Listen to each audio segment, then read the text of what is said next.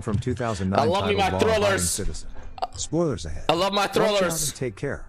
Clyde is a tinkerer. His daughter has followed in his footsteps and made a bracelet for him and is now making one for mommy. Nice. Clyde's wife asks him to open the door. When he does, he is knocked down and two burglars enter the house. They tie Clyde's hands and rob the house. One of the burglars, Darby, says, "You can't fight fate," and stabs Clyde. Darby's accomplice, Rupert, tries to get out, but is only told to shut up. Clyde is forced to witness the rape and murder of his wife.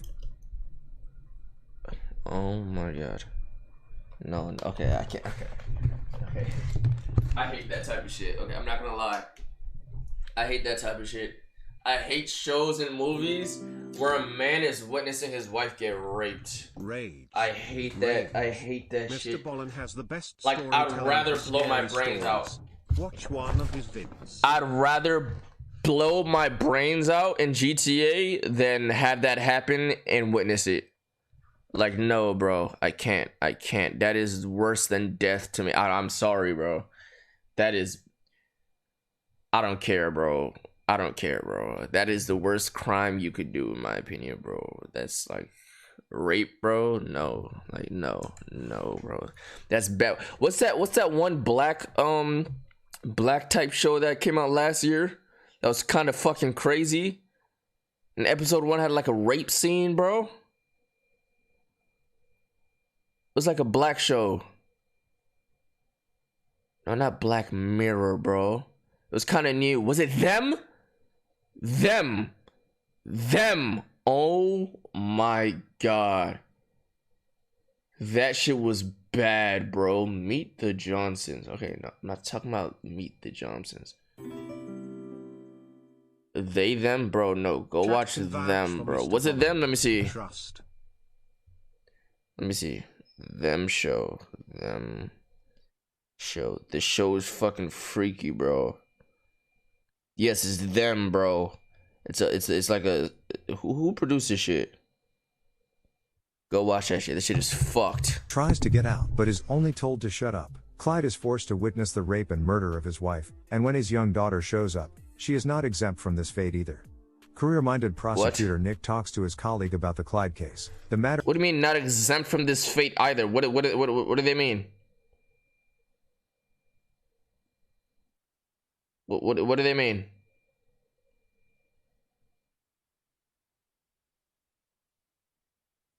Bro.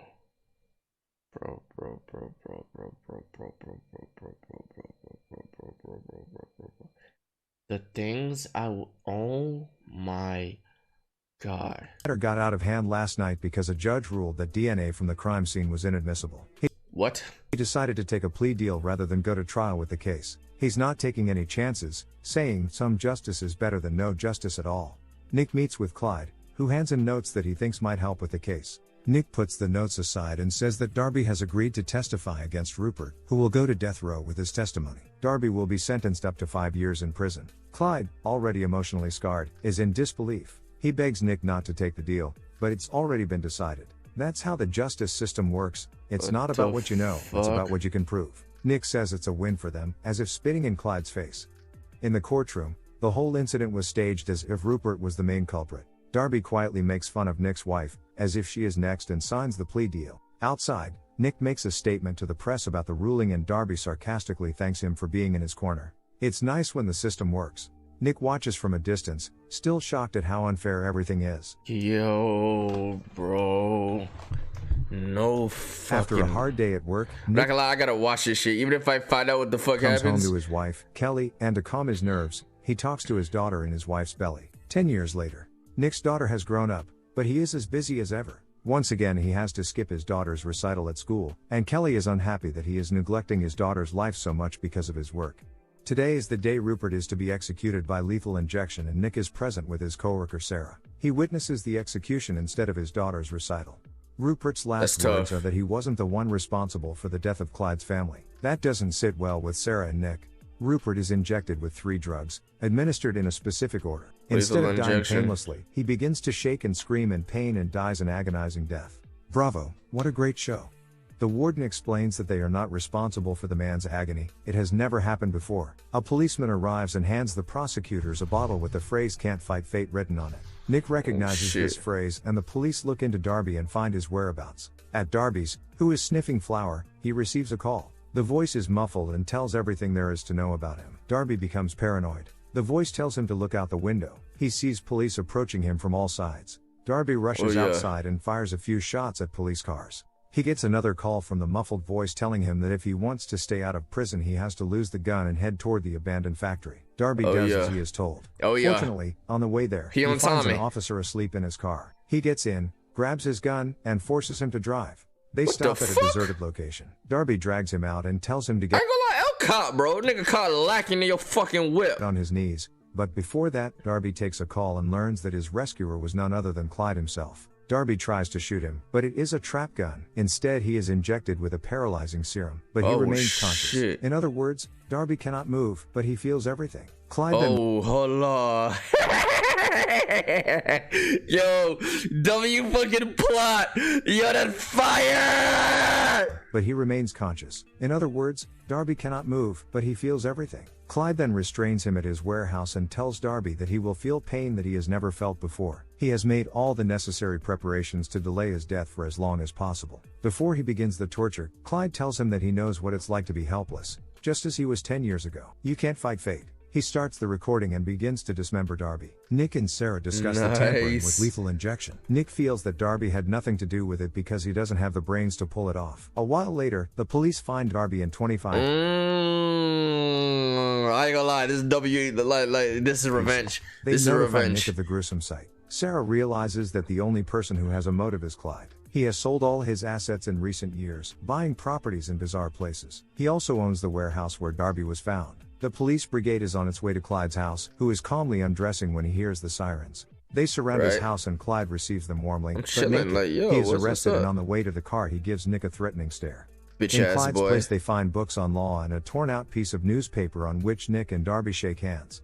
They have Clyde handcuffed in a jail's interrogation room. Unfortunately, they have no evidence against him. And unfortunately for them, my nigga. Fortunately for us and the watchers. Only hope for free my mans. Nick's daughter receives a recording of what is supposed to be her recital and begs her mom to watch it, but she turns her down, saying they will watch it with her father. Nick's daughter quietly puts in the DVD. It is not her recital, but Clyde cutting up Darby.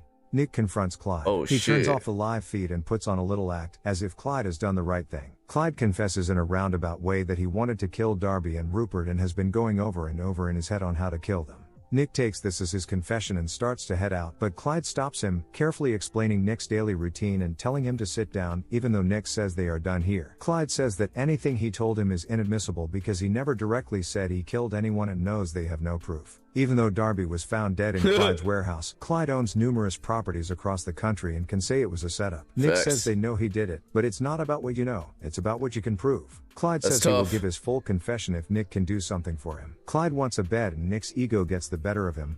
No. Nick's supervisor, Jonas, scolds him for not taking the deal. A confession for a mattress when there is no evidence is pretty good. Nick firmly believes nigga wanted a bed, nigga said no, nigga what? Clyde is playing with them. Jonas once again advises him to make the deal. Clyde gets the mattress he wanted. Someone already is eyeing it out at prison. In the courtroom, Nick pleads to deny Clyde bail. In his defense, he claims to be a law-abiding citizen and Nick does not have a shred of evidence to keep him detained without bail. The judge is inclined to agree with Clyde. Nick says that Clyde agreed to give his full confession, but he did not. At that moment, Clyde starts to applaud, saying that she would just let a murderer go after giving her some sweet lines. Is this true? Everyone is shocked, as he berates the judge a few more times for being misguided before being escorted out. Bail denied. Later, in the interrogation room, he said bail denied, that's the tape tough. He sent him as good triumphs over evil, and as promised, he admits that it was him on the tape. He goes on to say that he has one more confession to make, but he needs something in return. Nick is tired of hearing his BS. Clyde mentions that he wants a 20-ounce steak, medium rare, and an iPod in prison for lunch. Yo, that sounds bust right now, bro. Yo, that sound... What's this?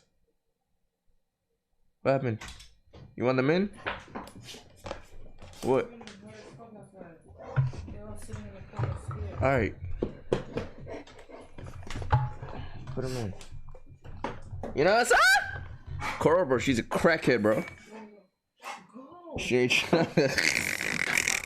Before Nick leaves, Clyde offers him the life of Bill Reynolds as his confession. Bill was Darby's lawyer. Nick returns and Sarah says that Bill has been missing for 3 days. Damn. Clyde speaks into the camera, addressing Nick and saying that if he wants Bill alive, he must meet his demands tomorrow at exactly 1 p.m. The next day they get the steak delivered to prison, but 5 minutes before 1 p.m. the warden decides to double-check the prosecutors. When they arrive at Clyde's with the meal, they are 8 minutes late. He still keeps his cool and tells them the whereabouts of Bill. He also tells them that the 1 p.m. appointment was not for him, but for Bill, so they better hurry. Nick rushes to a helicopter and they fly to the scene while Clyde listens to his iPod and enjoys the steak with his cellmate, who had just threatened him. They quickly Bro, like, it'd be so hit or miss because, like, bro, this movie is so good I wish I watched it, bro. But I'm watching a recap of it, bro. That's fire, become bro. good friends, but it is all an act by Clyde, who is after the T-bone from the steak. He turns up the music and gives the controller to the cellmate to distract him while he stabs him in the neck. The guards come to Clyde's cell and the warden is furious.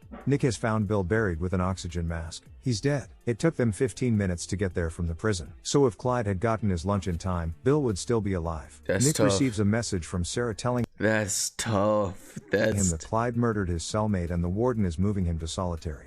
Nick visits Clyde in his solitary confinement, asking what is the point of killing all these people. Clyde wants to hold all people accountable for their actions. Nick gives Clyde his daughter's bracelet and asks if his family would be proud of him taking vengeance in their name, but his wife and daughter can't feel anything. They are dead. Nick and Jonas meet a government official who has more information about Clyde. He says that Clyde is a born tactician who kills people without being in the same room with them. If Clyde is in prison, that means he wanted to be there. The cellmate he killed was not random. This is a pawn that was removed from the board. That's what I was thinking. Like, what's the plan of all that, bro? What's the purpose of killing that nigga? There has to be a bigger reason, right? Look for the next piece. The official tells Nick that the only way to stop Clyde is to go into his cell and put a bullet in his head, because otherwise he cannot stop him, since he's targeting everyone. Bro, imagine having that much power, bro. Them niggas so terrified of you, they don't know what the fuck to do. Even if they lock you in a box, they're scared of what you might do in the outside world. That's crazy, bro. One who was involved in his family's case. As he leaves, he says, if Clyde wants you dead, you're dead. With this information, Nick and Jonas come to the judge and ask to violate Clyde's civil rights and restrict visitation to ensure everyone's safety. She agrees and signs a document. Her cell phone rings and when she answers it, it blows up.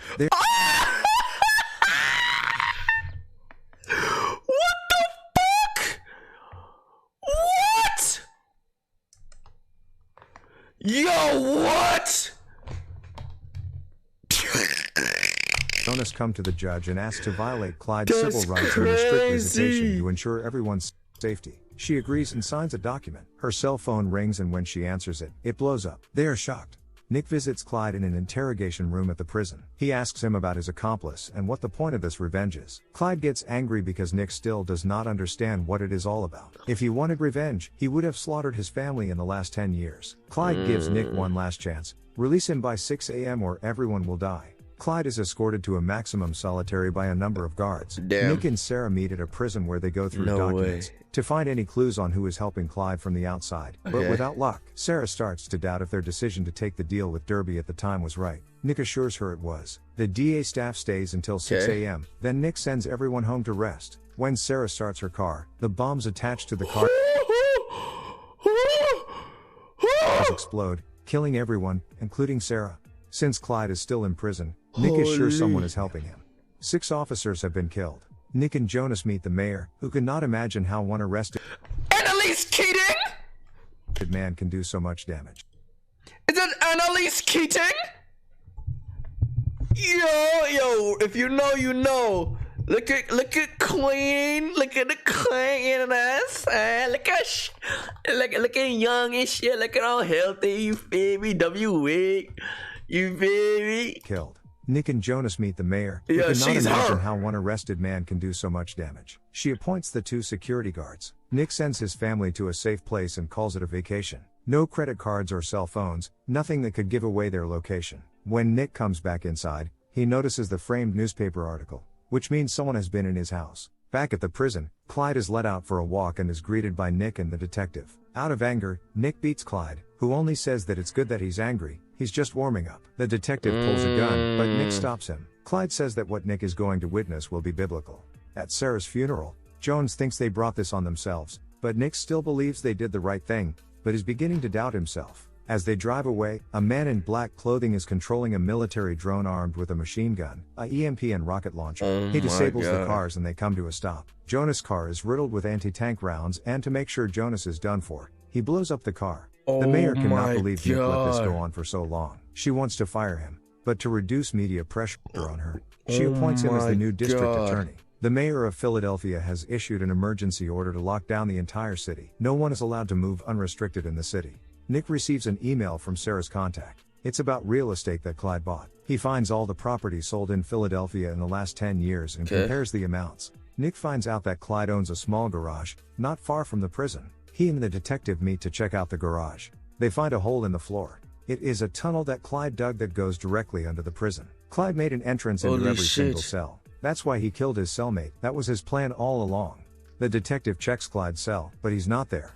Disguised as a janitor, Clyde gets past security and into City Hall through a light Holy. check.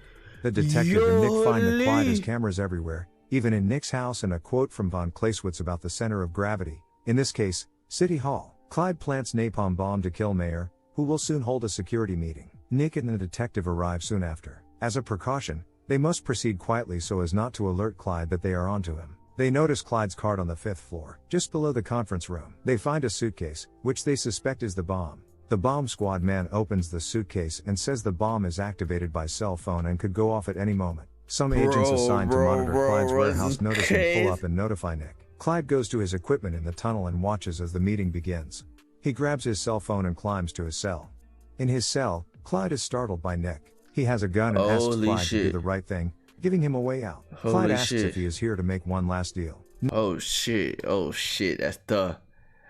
Oh shit. That's tough. Nick says he's finally learned what Clyde has been trying to tell him all along: I do not make deals with murderers. Nick tells him not to do it, that it's a decision he'll have to live with for the rest of his life. Clyde says he's sorry and calls the number. Nick leaves and says that by the rest of his life he meant about 25 seconds as the detective locks his tunnel door. Nick has placed the suitcase with the bomb under Clyde's bed. He looks at his daughter's bracelet one last time before his cell bursts into flames and blows up. The end. Thank you for watching. Subscribe if you'd like to see more Wait, videos what? like this. Wait, what? It's the rest of his life, the rest of his life. Clyde says he's sorry and tells him not to do it, that it's a decision he'll have to live with for the rest of his life. Clyde says he's sorry and calls the number. Nick leaves and says that by the rest of his life he meant about 25 seconds as the detective locks his tunnel door. Nick has placed the suitcase with the bomb under Clyde's bed. He looks at his daughter's bracelet one last time before his cell bursts into flames and blows up. That's tough. The end. Thank you for watching. That's tough. Subscribe if you'd like to see more videos like this. Damn. That's tough, bro. That's tough. That's tough. After a home invasion, surgeon decides to take lives Welcome to instead. movie. Okay, we're gonna go down a rabbit hole, bro. We gotta chill. Holy fuck.